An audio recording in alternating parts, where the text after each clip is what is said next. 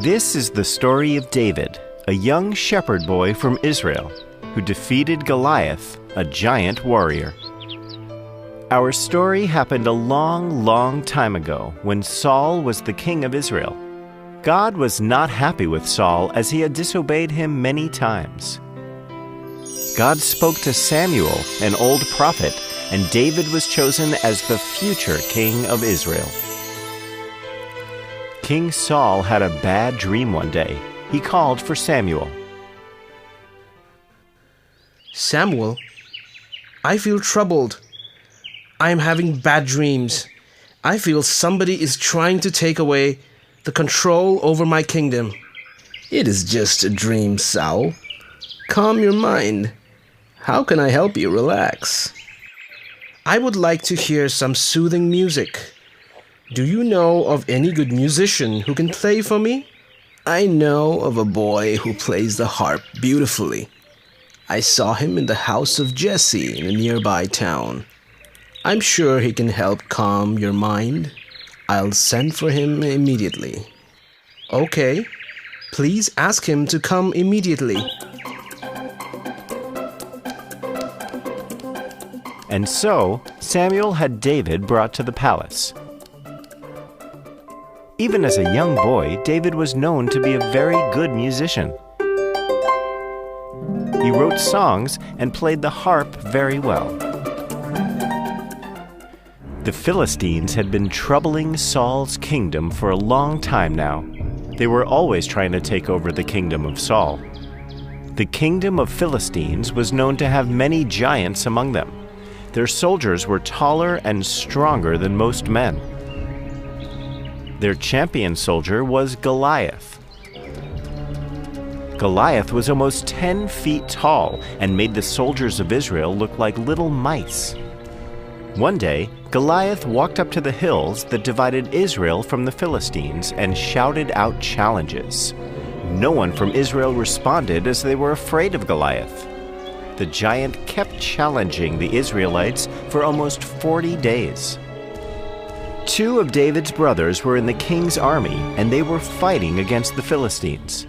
With this threat of Goliath, the Israelite soldiers were starting to lose confidence day by day. They could not find the courage to face Goliath. David's father, too, was getting worried about his sons fighting in the army. It was during this time that David was serving the king at his palace. One day, his father asked David to carry some food for his brothers. So David went to the battlefield carrying the food that his father gave him. When he arrived, he saw that his brothers were terrified. It was then that he heard Goliath's challenge. "Shame on you, Israel! How long will you keep me waiting? Isn't there anyone who has the courage to stand before me? You are not men, but sheep!"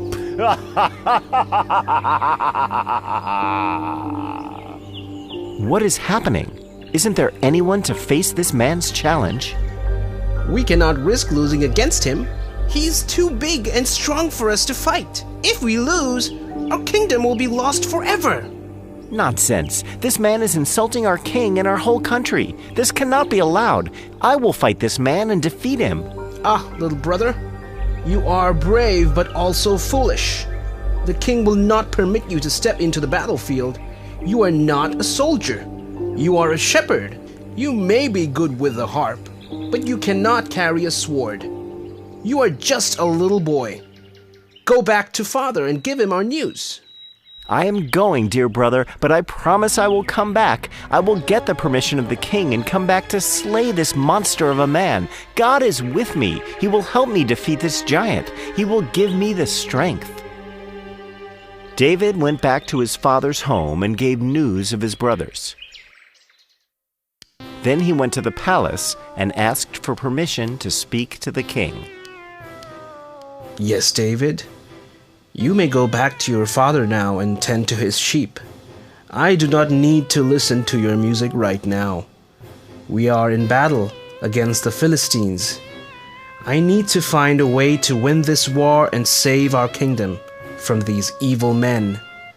I will send for you when I need you. O king, I have not come to play music. I wish to serve my country on the battlefield. I shall defeat Goliath. I have come to get your permission to step on the battlefield and end this war once and for all. Son, I admire your spirit, but I cannot give you permission. You are just a boy. My most feared fighters have not been able to tackle Goliath for more than 40 days now. If I allow you, then it would be like I'm sending you to your death. Your soldiers may be afraid of him, but I have no fear. The Lord watches over me all the time. I may be a shepherd boy, but please have faith in me. I have killed many lions and wolves that attacked my sheep. I have not lost even one of my sheep to them. My God has given me the strength to fight my enemies, whoever they are. I am sure he will give me the strength to defeat this giant too. Please give me a chance to save the honor of my country. I promise I will not let you down. Your courage is truly inspiring, my boy. I am moved by your trust in God and the loyalty you show to your country. I am giving you permission to fight Goliath, but you must wear this armor. It will protect you from his heavy blows. Also, take my sword with you. It has never failed me in my battles. Thank you, Your Majesty. I will not waste this chance to serve my country. I do not need your armor or the sword, my king. They are too heavy, and they will only make it difficult for me to fight the giant. I will now take your leave. Thank you again for your permission. God be with you, my boy. David was a young boy, the youngest of his brothers. He could not serve in the army as he was not old enough, but he had the courage of the bravest soldier. He had complete faith in God and believed he would be protected against all dangers. He was absolutely certain that he could defeat Goliath. David had excellent aim. He carried a sling with him all the time. As he reached the river to cross to the gates, he picked up some pebbles from the riverbed. He held the stones in his hand and then put them in a pouch he had tied to his waist. So, armed with just his sling, David stepped into the battlefield to take on Goliath. As he reached the field, he could hear the booming voice of Goliath yet again. You cowards! Where is your man? If you do not send your fighter now, I will come over and kill every single one of you. You have tested my patience enough. Hey you, over here! I will fight you. Ha ha ha! You joke well. Run away, little boy, before I accidentally step on you and kill you. I'm not going anywhere, you idiot. I am here to fight you and beat you to the ground. You have been insulting my king and countrymen for too long. We are not afraid of you. We just don't take your threats seriously. You're now becoming too much of a nuisance for us. This will end today. Today, Philistinians will become our slaves. My God protects me from all evil. He will help me to silence your threat forever. You cannot be serious. Have you lost your mind? Have your parents abandoned you? Do not test my mercy. Send a real man to fight me. You dare to insult me? Why do you talk so much, you ugly giant? Are you afraid of me? I am more than enough for you. If you cannot fight me, then surrender to us now. That is it. Be ready to die now, little boy. Goliath ran towards David, lifting his spear high over his head, ready to strike little David dead. When he was close enough, David placed a stone on his sling and took aim. Then he pulled it back with all his strength and said a prayer to God. He let go of the stone. The stone hit Goliath straight between the eyes, making a deep cut. He stopped, stunned and not believing what just happened. He then dropped to his knees and fell over, his face buried in the sand.